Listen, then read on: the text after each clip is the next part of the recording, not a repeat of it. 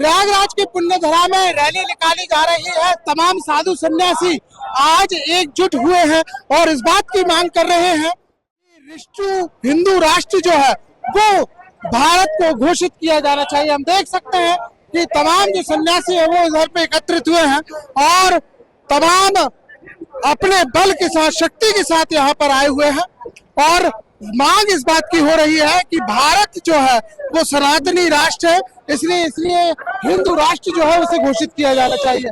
हमारे साथ कुछ यहाँ पर साधु सन्यासी और लोग भी यहाँ पर जुड़े, उनसे चर्चा करेंगे। साहब, हिंदू राष्ट्र की मांग है?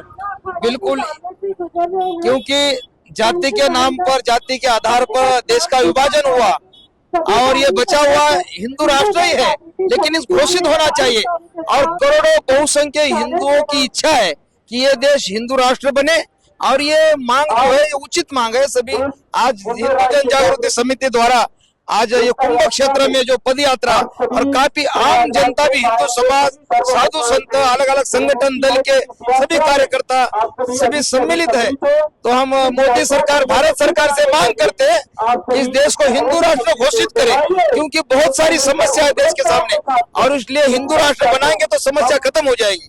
साहब, हिंदू राष्ट्र की मांग लंबे समय तक हो रही, कितने संतुष्ट हैं आप लोग? लगातार मांग कर रहा है बागेश्वर धाम की, हम बातचीत करें, अगले संतों की बातचीत करें।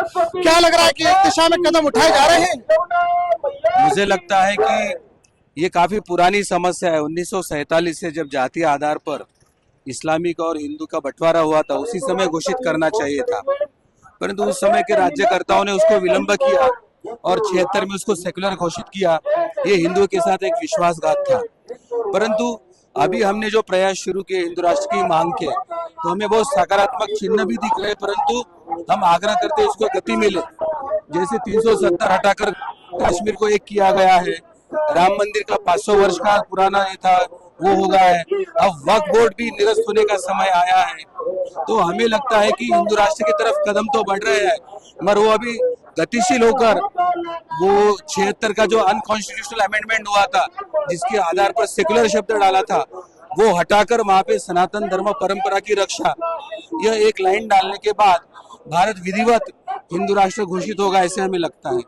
साहब, क्या लगता है कि हिंदू राष्ट्र जब तक घोषित नहीं होगा, ये बात उठती रही है कि हिंदू खतरे में है, धर्म खतरे में है, सनातन खतरे में है, क्या हिंदू राष्ट्र घोषित होने के बाद ये जो बयान है उन पर अंत होगा, लगाम लगेगी? निश्चित तौर पर लगेगी, क्योंकि हम देख रहे हैं कि हर समुदाय के अपने अपने राष्ट्र हैं। ईसाइयों के ईसाई राष्ट्र 150 से अधिक है, 57 से अधिक इस्लामिक राष्ट्र है, बौद्धों के राष्ट्र हैं और केवल 80 लाख की जनसंख्या वाले यहूदियों का इजराइल राष्ट्र भी है और वो वहाँ अपने राष्ट्र में बहुसंख्यक धर्म के आधार पर वे सुरक्षित है। इसीलिए जब भारत हिंदू राष्ट्र घोषित होगा, यहाँ की सारी गतिविधियाँ, कानून सनातन धर्म के आधार पर बने रहेंगे, तो उस समय निश्चित तौर पर हिंदुओं की रक्षा होगी और इसमें कोई संदेह नहीं। तो यहाँ साफ तौर पर कहना है कि हिंदू राष्ट्र घोषित किया जाना बहुत जरूरी है, क्योंकि विश्व में अगर देखा जाए तो धर्म जातियों के साथ साथ संप्रदायों में राष्ट्रों की स्थापना हुई, लेकिन भारत की अगर बातचीत की जाए तो ये सनातनियों का देश है और यह देश जो है वो पुण्य धरा है। तो निश्चित तौर पर कहीं ना कहीं जिस प्रकार से कर्म भूमि के आधार पर सनातनियों ने इस देश का परचम जिस प्रकार से पूरे विश्व में विश्व गुरु के नाम पर लहराया, अब उसे कहीं ना कहीं उसी का मान हिंदू राष्ट्र का मिलना चाहिए। कैमरामैन लोनिस सैनी के साथ शिखिल ब्योहार, लल्लूराम.com, प्रयागराज।